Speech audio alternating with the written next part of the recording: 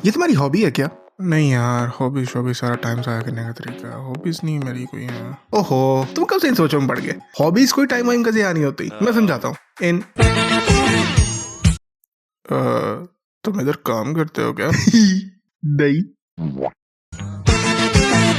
यो, क्या हाल चाल है? हमारी सोसाइटी में हॉबी एक ऐसी गाली है जो सिर्फ उन बच्चों को दी जाती है जिनका रिजल्ट अच्छा ना हो। गूगल कहता है कि हॉबी का मतलब है कोई भी ऐसी एक्टिविटी जो तुम रेगुलरली करो अपने फारिग टाइम में अपनी खुशी के लिए। लेकिन हमारे घर वालों के लिए हॉबी का मतलब है बेटा अगर तुम्हारे हाथ में किताब नहीं है ना तो या तो तुम गुमराह हो या फिर वेले, और दोनों हालतों में अनएक्सेप्टेबल। टेक्निकली देसी हॉबी वो होती है जो तुम छुपते छुपते करते हो ताकि तुम्हें निकम्मे का टाइटल ना मिल जाए। ये वो चीज है जो तुम रात के 2 बजे करते हो जब घर वाले सारे सो चुके होते हैं और फाइनली तुम्हारे कंधों से जिम्मेदारियां और एक्सपेक्टेशंस का बोझ उतरता है। हम एक ऐसी जगह पे रहते हैं जहाँ पे सुकून सिर्फ कब्र में है को काफी लिटरली लिया जाता है। इसीलिए जब कोई बंदा कहता है कि मुझे गार्डनिंग अच्छी लगती है तो लोग उसे माली कहकर हंसने लग जाते हैं और फिर फौरन उसके बाद फॉलो अप क्वेश्चन आता है, इसका फायदा क्या है? अब तुम उनको कैसे समझाओगे कि हर चीज का कोई फायदा नहीं होता। कुछ काम तुम अपनी खुशी के लिए करते हो, लेकिन मसला वैरायटी का है। हमारे यहाँ में ज्यादा वैरायटी नहीं है हॉबीज के अंदर। आ जाके वही 4-5 हॉबीज होती हैं जो हर किसी की होती है। या तो तुम्हें स्पोर्ट्स पसंद है, या तुम्हें स्पोर्ट्स देखना पसंद है, या तुम्हें स्केचिंग पसंद है, या ड्राइंग या painting something related to that, या तुम्हें कुकिंग या गार्डनिंग, इस तरह कुछ शौक होता है। ज्यादा यूनिक हॉबीज कम ही है हमारे पास। वैरायटी इतनी कम है कि मुझे लगा कि शायद हम सारे एक जैसी जिंदगी गुजार रहे हैं कि जिसमें सबकी जिंदगी बस यही है, पढ़ो, नौकरी करो, शादी करो और फिर अपने बच्चों को भी इसी साइकिल में डाल दो। और इसके बीच में अगर तुमने कहीं पे कह दिया कि मैं पेंटिंग सीखना चाहता हूँ तो घर वाले कहेंगे बड़ा तुम ठीक तो हो ना। सो एनीवेज, आज हम बात करेंगे इन कॉमन हॉबीज से थोड़ा सा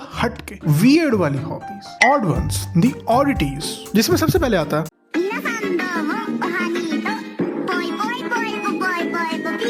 चलो स्टार्ट करते हैं कबड्डी से। तुमने कभी सोचा है कि 2 ताकतवर लोग सिर्फ कच्छा पहनकर एक दूसरे को थप्पड़ क्यों मार रहे हैं? अगर यही सीन कहीं और हो रहा होता तो लोग फौरन बचपचाव करवाने की कोशिश करते, लेकिन यहाँ वाह क्या खेल रहा है। ये दुनिया की वाहिद स्पोर्ट है जहाँ थप्पड़ मारना टैलेंट होता है। वेल, ये और स्लैप फाइट चैंपियनशिप। इमेजिन करो कि जिन लोगों की ये स्पोर्ट हॉबी है उनकी लाइफ कैसी होगी। रोज शाम को ग्राउंड जाओ, किसी रैंडम बंदे को रख के थप्पड़ रसीद करो और बदले में लोग तालियां बजाएंगे। नाइस। लोग कहते हैं ये ताकत की गेम है, लेकिन असल में ये हमारा प्यार निकालने का तरीका है। हम लोग वैसे भी मजाक में एक दूसरे को चंडे करवाते रहते हैं, लेकिन आई गेस यही तो इस खेल की ब्यूटी है कि वही थप्पड़ अगर तुम सड़क पे खड़े होकर मारोगे तो प्रॉब्लम हो जाए, लेकिन अगर तुम वही थप्पड़ एक ऑडियंस के सामने कबड्डी का नाम लेके मारोगे तो लोग तालियां बजाएंगे, दोनों मारने वाले और खाने वाले पे। तो तुम सोच रहे हो कि थप्पड़ मारने में क्या ही मजा आता होगा, है ना? वही मजा जो कबूतर की पलटियां देखने में आता है। लेकिन अभी ठहरो जरा, उस पर भी बात करते थोड़ा आगे जाके। नेक्स्ट अप हमारे पास है थोड़ा जिहा म्यूजिक नु दे दे ओ पंजाबी टच नच पंजाबन नच पंजाबन। फिर आती है पतंगबाजी। तुम एक धागे से दूसरे धागे को काटते हो और फिर जोर से बोलते हो बो काटा, जैसे ये कोई बहुत बड़ी अचीवमेंट हो। पर है भी,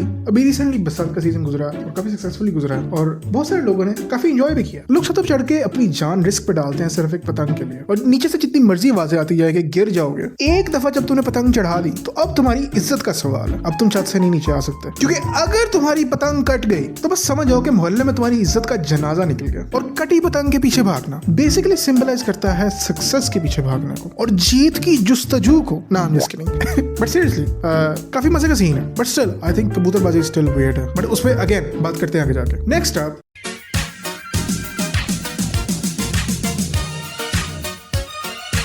अब आते हैं जुगाड़ पे। कुछ लोग चीजें खराब होने पे नहीं लेके आते हैं और कुछ लोग हम जैसे होते हैं जिनके दिमाग में ना फिक्सेट वाला कीड़ा चल रहा होता है, रिमोट नहीं चल रहा, थप्पड़ मारो। बिकॉज अगेन थप्पड़ मारना तो वैसे ही अच्छा लगता है, तो पहला काम तो यही होता है कि चीज को भी ना चल रही उसको पहले थप्पड़ मार के ठीक करने की कोशिश करो। ऐसे पॉइंट पे हम जैसे लोग आते हैं जो कि कोई भी खराब चीज देखते हैं और कहते हैं मुझे दे, मैं ठीक कर देता हूँ।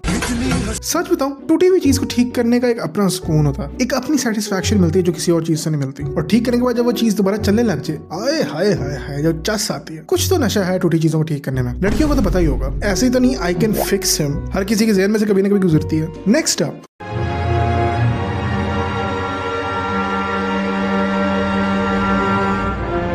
नहीं, ये कहां से आ गया? सो फाइनली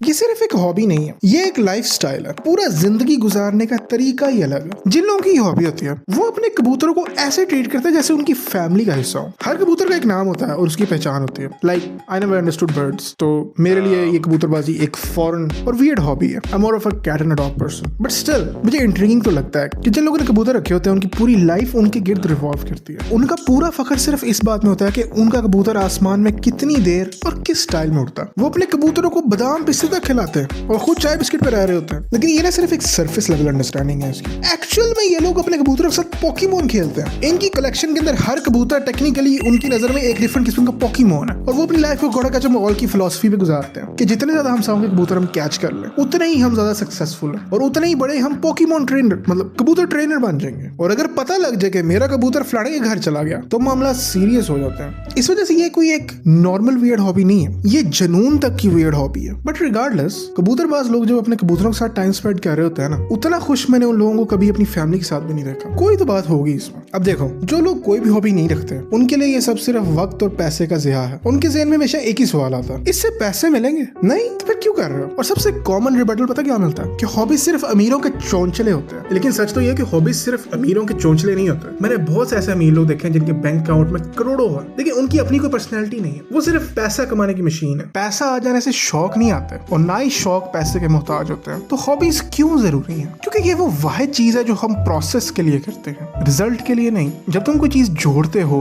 या किसी स्पोर्ट में हिस्सा लेते हो या कबूतर उड़ाते हो तो तुम्हें वो सेंस ऑफ कंप्लीशन मिलती है जो तुम्हें 9 to 5 की नौकरी में कभी नहीं मिल सकती। क्योंकि हॉबीज को किसी ऑडियंस की जरूरत नहीं होती, वो तुम्हारे अपने साथ एक वक्त होता है जो तुम्हारी बैटरीज को रिचार्ज करने के लिए होता है, ताकि तुम बाहर की जालिम दुनिया का प्रॉपरली मुकाबला कर सको। देखो यार, दुनिया काफी तेज भाग रही है और हम सब किसी न किसी रेस में लगे हुए हैं। कोई सीजीपी के पीछे, कोई सैलरी के पीछे और कोई लोग क्या कहेंगे उसके पीछे। लेकिन कभी कभी एक ऐसी चीज करना जो बिल्कुल पॉइंटलेस हो, वही असली पॉइंट है। चाहे वो कबड्डी में थप्पड़ खाना हो या छत पे खड़े होकर कबूतरों को आवाज़ देना हो, अगर वो तुम्हें 10 मिनट के लिए भी इस दुनिया के गमों से दूर ले जाए तो वो जाया नहीं है। और शायद इसीलिए मुझे वीडियोस बनाना बड़ा पसंद है। हम सब कहीं ना कहीं से टूटे होते हैं, बस जोड़ने का तरीका डिफरेंट है। और तुम भी अपना ये कोट एंड कोट फजूल सा शौक जाके पूरा करो, क्योंकि जब दुनिया तुम्हें नीचे गिराने की कोशिश करेगी तो वही एक छोटी सी अनप्रोडक्टिव हॉबी तुम्हें दोबारा खड़ा होने का हौसला देगी। सो या मुझे कमेंट्स में जरूर बताना कि तुम्हारी क्या क्या हॉबीज है।